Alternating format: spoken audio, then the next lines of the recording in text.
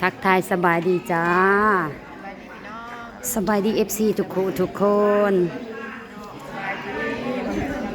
แล้วพิธีเป็นทีเรียบร้อยโล่งใจอิ่มมกอิ่มใจว่าสั่นบัดนี้ก็มาอิ่มท้องได้พี่น้องบัดนี้เนาะ มาเด้อกินข้าวน้ำกันอาหารชาวบ้านเฮาแซ่บมีแต่ของแซ่บอาหารตามฤดูกาลออมไว้ได้นี่ออมไว้นี่แม่ออมไว้ใส่แม่กินนุ่มบ่บ่ได้แต่เฮ็ดถั่วกันอยู่ว่าออมไว้ใครอยากออมไว้มาแบ่งเอาเด้อ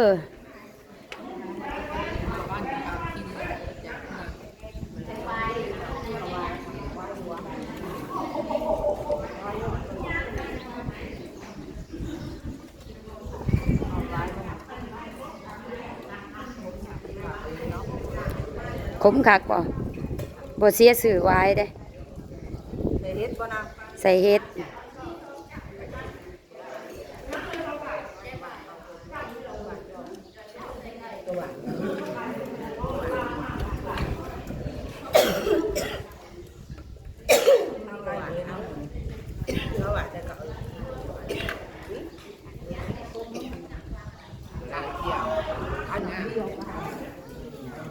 กินข้าวนำพี่น้องบรรณาคองไผ่เด้อยังบัดยังบัดสบายดีจ้าคนงามเอ้ยคนงามไว้บักแซ่บเด้อปลาโมงเอ้ยแซ่บบ่แซ่บทุกยอดลงโบทั้งก้อยหย่องกินเป็นหย่องกินเป็นทางนี้ผ้านี่ได้บ่ออมไว้ไปแบ่งเอาแม่กินบ่ออมไว้อ๋อออมไว้ใส่ไก่อ๋อออมใส่ไก่ฮะสบายดีอีกเทื่อนึงยามเศร้าๆเด้อเก็บดอกไม้มื้อนี้มื้อวันศีล8ออกใหม่8 ค่ำเดือน7แล้วเด้อเก็บดอกไม้แซมคันมักเบก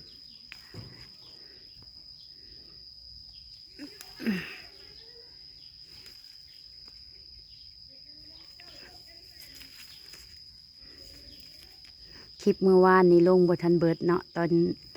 กินข้าวภาพบรรยากาศอบอุ่นที่วัดนครไผ่กินข้าวสามัคคีเวลามีบุญมีงานกสิเบิงด้านความสามัคคีเนาะแล้วก็มิตรภาพระหว่างบ้านต่อบ้านเมื่อวานนี่ก็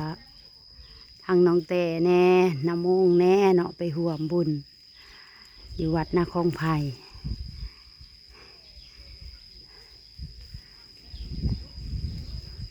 เจ้าภาพก็เป็นอายวันดีไสญานาลีเอ้ยสมนัสไสญานาลีเนาะเจ้าภาพ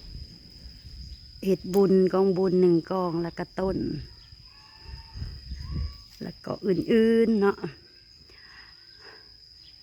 ทางสุมเฮาก็เป็นสะพานบุญซอยเหลือพระอาจารย์จอยพระอาจารย์จอยเพิ่นเป็นคนนำพาก็สำเร็จลุล่วงไปโดยดีโล่งโปร่ง สบายใจ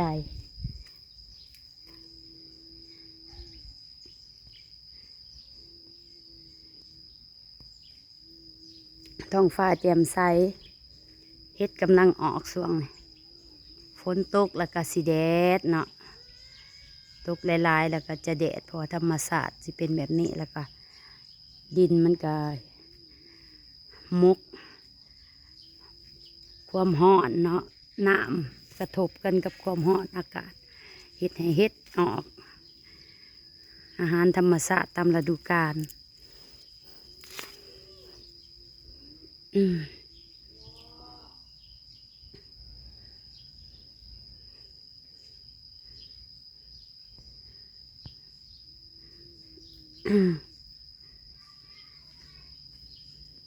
เงียบสงบพอละดอกไม้ก็ ขึ้นไปแซมคันมักเบง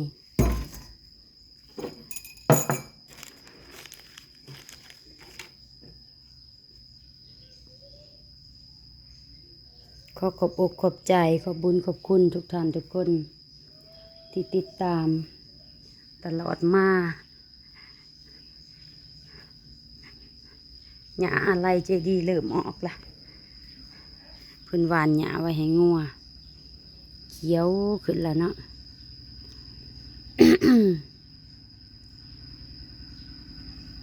ป้านวลกับบกคอยสบายอยากไปทางใดละฮะไปเอาหญ้าให้งัว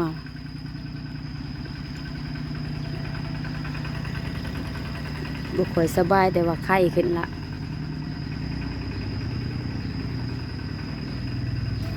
ลูกชายไข่ต่อเบิ่งสิเอายาไปให้ปลูกก่อนซื้อยาพอบ่แพงเอามาส่งให้จะเอาไปส่งให้เท่าปกสุดยาดีไขหวัดอากาศเปลี่ยนแปลงโอ้ยปอกว่ายังบ่ทันเก็บเลยเดี๋ยวสิมาเก็บอยู่เดินปานวลพี่มัวแต่ไปกับไปปานวลปานวลปานวลเมื่อส่องเบิ่งหน้าบ่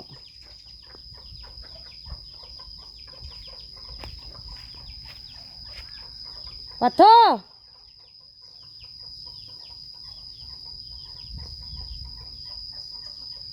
ใส่ปานวลเมื่อส่องเบิ่งหน้านี่งัวก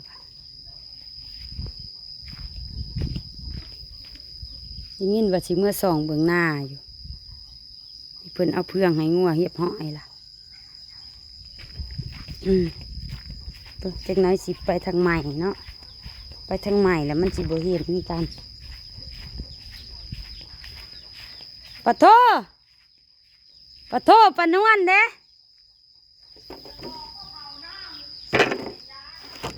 ออกเมื่อส่องหน้าบ่เอายาให้ร้านแน่เอายาให้เท่าปกเนี่ยมันนอนไข่อยู่น่ะมันลุกมากินอันเข่าแล้วบ่มันนอนตุบพูบอยู่มันก็บอกปลุกร้านมากินเข่าแล้วให้มันกินยาเด้อหาเข่าขึ้นไปให้มันกินแน่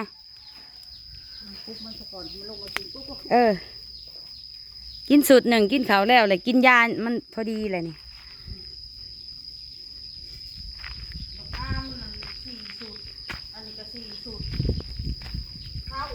ปานวลก็กิน4 สูตรแล้วก็เศร้าตีไปมาหายมานานอ้าวมาสาเพื่อนบ่โอ้ก็คืออีกมาจากคนโอ้โหได้เรื่องเนาะนี่มาแต่บ้านใดโอ้สั่งหับเมาเลยสั่งหับเมาสะดวกเจ้าบ่มาเทโอ้กระปูกระเบื้องในแก๊สเท่าไรเอาเพิ่นคือคัดเลยโบติดปูกระโลวะบ่คัดได้นี่โบคัดคัดหยาบซื่อคัดหยาบอ๋อคัดหยาบคัดบ่คัดมันมืนมันบ่แม่นมันสิอันนั้นเด้มันสิควันมันสิขาวมันสิควันโอ้หาเข็ดคักเนาะโอ้คักสมสร้างอยู่เฮือนเขาหั่นนี่เฮือนเขาเฮือนไสเฮือนดีเด้มีขายเครื่องสร้างมาแต่น้าห้อยปังเราก็บ่เคยเห็นเลยที่มีไผแหน่นี่เพิ่นโอ้หูจักสากันเท่าเพิ่นเป็นน้องชายมันแหละเฮ็ดอันแบบนี้คักได้เนาะเฮาบ่ทันมีมันก็บ่ง่ายแบบนี้บ่ทันมีกระเบื้องปูมันก็บ่ง่ายมันบ่ขาวแม่นเฮ็ดแบบเทละปะเลยนะห้วยบ่เป็นตาแล้วนะเนาะก็ตอนนี้ครับเข้าบ้านเข้าบ้านเลยเอายังมาให้กับบริจาคป้าโทนี่บ่จักยังถามบ่จักยังหัวเจ้านี่โพดแล้วได้ว่ะเขาเป็นคนเอามาให้มันกับจักอยู่เนาะบริจาคยังหายมันแล้วผมให้หมอบ่แล้วว่าผู้อยู่เฮือนนี่มันหมอให้หายมันเลย